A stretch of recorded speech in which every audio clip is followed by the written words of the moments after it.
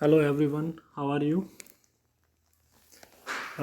Mid day meal को लेकर पूछा जाता है, मिड डे मील स्कीम्स के बारे में। एक्चुअली इसके बारे में मैं थोड़ा कुछ बात करूँगा आज। बहुत ही अच्छा टॉपिक है। इसके प्रति अपने को इसके बारे में अगर गहनता से समझे तो काफ़ी जानकारी इससे हमें मिलती है, और अपनी सोच को मिड डे मील के प्रति जो अपनी सोच है उसको बदलने का भी ये एक, इससे हम अपनी सोच को भी बदल कर इस चीज़ को समझ सकते हैं। तो मिड डे मील्स के बारे में देखते हैं क्या है। इस दिशा में सरकार द्वारा उठाया गया एक कदम है। पहली बात तो ये है, ये समानता का भाव लाने के लिए ये स्कीम लाई गई है। अगर ये समझें, समानता के भाव को लाने के लिए, इक्वलिटी, सबको एक नज़रिए से देखने के लिए मेन मोटो तो ये है। इस दिशा में सरकार द्वारा उठाया गया एक कदम मध्याह्न समानता के भाव के लिए अगर हम सोचें तो ये मध्याह्न मध्याह्न भोजन की व्यवस्था। इस कार्यक्रम के अंतर्गत सभी सरकारी प्राथमिक स्कूलों के बच्चों को दोपहर का भोजन स्कूल द्वारा दिया जाता है। यह योजना भारत में सर्वप्रथम तमिलनाडु राज्य में प्रारंभ की गई और 2001 में उच्चतम न्यायालय सुप्रीम कोर्ट ने सभी राज्य सरकारों को, स्टेट गवर्नमेंट को अपने स्कूलों में 6 माह के अंदर आरंभ करने के निर्देश दिए। इस कार्यक्रम में काफ़ी सकारात्मक प्रभाव हुए, काफ़ी पॉजिटिव इफ़ेक्ट देखने को मिले। उदाहरण के लिए समझें कि वो प्रभाव कौन कौन से हैं। दोपहर का भोजन मिलने के कारण गरीब बच्चों ने अधिक संख्या में स्कूल में प्रवेश लेना और नियमित रूप से स्कूल जाना शुरू कर दिया। शिक्षक बताते हैं कि पहले बच्चे थे वो खाना खाने घर जाते थे और फिर वापस स्कूल लौटते ही नहीं थे, वापस नहीं आते थे। परंतु अब जब से स्कूल में मध्याह्न भोजन मिलने लगा है, उनकी उपस्थिति में सुधार आया है, यानी उनकी जो प्रेजेंस है वो काफ़ी बढ़ गई है। बच्चे अपसेंट नहीं होते। वे माताएं जिन्हें पहले अपना काम छोड़कर दोपहर को बच्चों को खाना खिलाने घर आना पड़ता था, अब उन्हें ऐसा नहीं करना पड़ता। इस कार्यक्रम से जातिगत पूर्वाग्रहों को कम करने में भी सहायता मिली है, क्योंकि स्कूल में सभी जातियों के बच्चे एक साथ भोजन करते हैं और कुछ स्थानों पर तो भोजन पकाने के लिए दलित महिलाओं को काम पर रखा गया है। मध्याह्न भोजन कार्यक्रम ने निर्धन विद्यार्थियों को भूख मिटाने में सहायता की है, जो प्राय खाली पेट स्कूल आते थे। इस कारण पढ़ाई में भी ध्यान उनका केंद्रित, पहले वो भूख के कारण खाली पेट स्कूल आते थे और पढ़ाई में वो अपना ध्यान, अपना फोकस नहीं लगा पाते थे।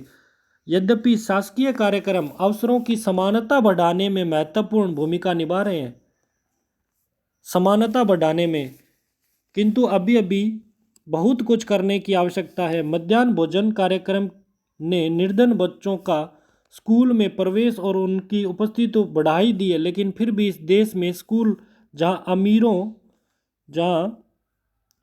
अमीरों के बच्चे जाते हैं उन स्कूलों से अलग है। जहाँ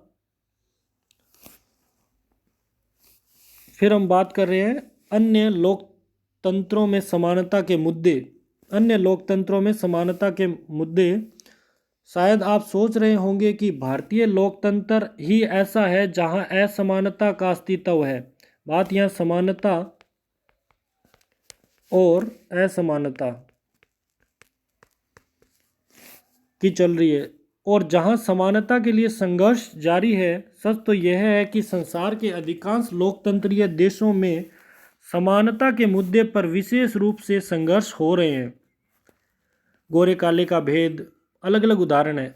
उदाहरण के लिए संयुक्त राज्य अमेरिका में अफ्रीकी अमेरिकन लोग जिनके पूर्वज गुलाम थे और अफ्रीका से लाए गए थे, वे आज भी अपने जीवन को मुख्य रूप से असमान बताते हैं। जबकि 1950 के अंतिम दशक में अफ्रीकी अमेरिकनों को समान अधिकार दिलाने के लिए आंदोलन हुए। इससे पहले अफ्रीकी अमेरिकनों के साथ संयुक्त राज्य में बहुत असमानता का व्यवहार होता था और कानून भी उन्हें समान नहीं मानता था। उदाहरण के लिए, बस में यात्रा करते समय बस में उन्हें पीछे बैठना पड़ता था। जब भी कोई गोरा आदमी बैठना चाहे तो उन्हें अपनी सीट से उठ जाना पड़ता था। मैंने रोजा पार्क वाली ये कहानी बताई है, पहले मैंने पढ़ाया भी है। रोजा पार्क की एक स्टोरी दे रखी है। तो हम लोकतंत्रों में भी समानता असमानता के बारे में भी बता सकते हैं। और मिड डे मील के बारे में जो बात हुई थी वो बच्चों में समानता लाने के लिए अगर पूछा जाए कि मध्याह्न भोजन कार्यक्रम क्या है और आप इस कार्यक्रम के 3 लाभ बताओ, तो एक तो बच्चों की स्ट्रेंथ बढ़ी है स्कूलों में। उसके अलावा वो खाली पेट आते थे तो उनको खाना भी खाने को मिल गया, सारे बच्चे एक साथ बैठकर खाते हैं।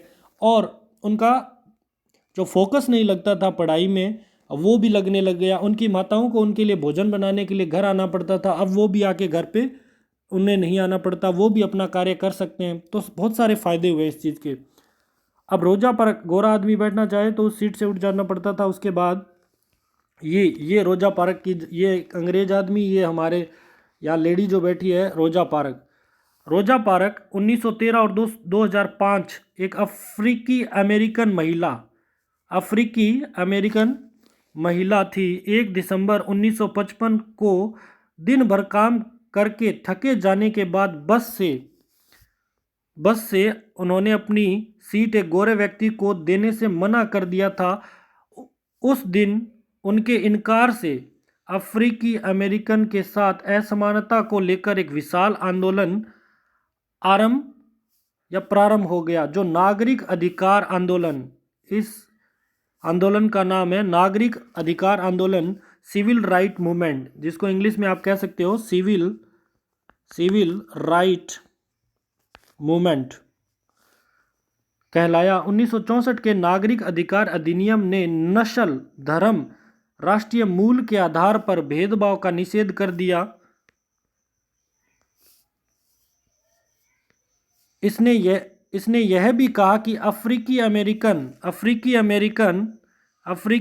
अमेरिकन बच्चों के लिए सब स्कूलों के दरवाजे खोले जाएंगे और उन्हें उन अलग स्कूलों में नहीं जाना पड़ेगा जो विशेष रूप से केवल उन्हीं के लिए खोले गए थे।